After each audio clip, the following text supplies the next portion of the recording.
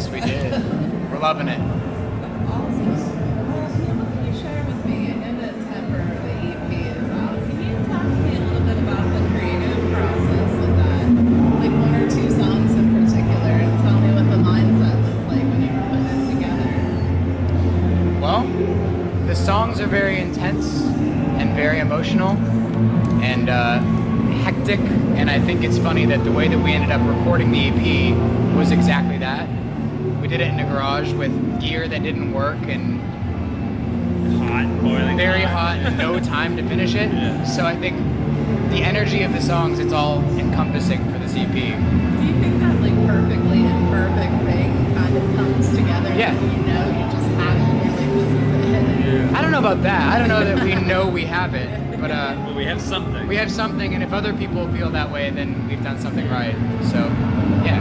Absolutely. What I love though is checking out your Facebook page and everything. I love the interactivity you guys have with fans because I think that always sticks with people. How important is to keep that alive? Because I think that that kind of interaction with fans like really helps fans. They can share stories and all that kind of stuff. Yeah. It's very, very important. Yeah. I mean, that's everything. Yeah, there's no reason not to talk to people constantly who connect with the music that you make. I mean, those are your friends. Those are people who are like-minded and understand you, so it's, Absolutely. yeah. On a personal level, I look at music as a universal language that we all speak and understand. It's like a unifying force. For each one of you personally, when did music first start speaking to you and you were like, this is what I have to do? I was middle school. I was like 14 to 15, and I didn't have any friends for a little bit of time, and the people who approached me, they were starting a band, so I was kind of forced into it so I could have friends. So you hated it. I didn't hate You was it. forced into it. I was forced into it. I grew to like it, yes. Oh, okay. I always loved music. I grew up watching movies, and I liked movie scores, and that's what I really wanted to do. And then I started playing guitar and did that instead. Same, yeah. I grew up listening to the radio and loving music, and my grandmother is a pianist and teaches. So, like, I started drumming at like 7, so I've been playing for a long time. Yeah, I've always loved music. I guess we all have. I got my first electric guitar when I was 12, so probably all started right there. But none of us knew each other. So, I know these festivals is like a huge thing. It's almost like rock and roll summer camp where everybody comes together. Is it like, does it change your approach to the show when you're playing these big festivals versus the energy of a smaller club Yeah, where yeah, you're in definitely. everybody's space? It's very different. It's something to learn. You have to learn how to do festivals because they're entirely different than doing clubs. In particular, the way that we tend to move in a club, we're usually very close together, and so it's very much about your face and your facial expressions and your subtle movements with your body that you use to convey your excitement about what you're doing. But with festival stages, that doesn't really translate.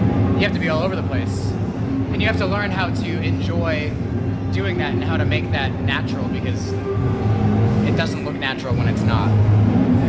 So yeah, it was something that it took us a couple of festivals to really start to enjoy it and realize what it was that we needed to do on these stages. I'm always kind of curious about, the anatomy of a song and how it's put together and what the inspiration. Can you guys pick one of yours and just kind of tell me what the anatomy was like? What was the question? And she's curious about the anatomy of a song, how are you saying how it comes together? Yeah, lyrically and everything, because I know it's such a therapeutic process. It's usually a riff that could either be something that came out of strumming or just popped into somebody's head, and an idea or an emotion. One particular emotion to fixate on. And typically with me as a lyricist, I fixate on whatever emotion is the most unique and uncomfortable. Not sadness, but that little place in between sad and happy and uncomfortable, and picking out those little in-between emotions and highlighting them, because there's so much more to write about, and it's so much more unique. And then musically we don't really have to try that hard. It kind of just comes together pretty easily, which is awesome. Because it would be very lucky. It's our thing to find. Yeah, it's quick for us. I grew up in many different bands, and a lot of the time, When you find that synergy, I'm going to use that Yeah. buzzword. We try not to overthink the music Yeah. ever. Like whatever comes natural is probably what's best. Trust your instincts. Yeah, instincts are important. Lisa, just for fun, if you guys could choose a cover song to do that would be most surprising, which would it be? What do you think would be good? I think everyone's answer would be different to that question. Yeah, very different. Uh, What would you do? if we could pick any cover. Any cover song. For us to do, like just for me, because I'm a drummer and I want to play the coolest drum song or something. I don't know, like the live version of Dazed and Confused, the 25-minute version. I don't, something like that.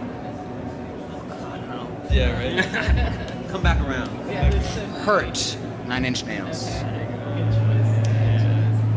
oh, I personally, I would say Fascination Street by The Cure. There you go. That's good.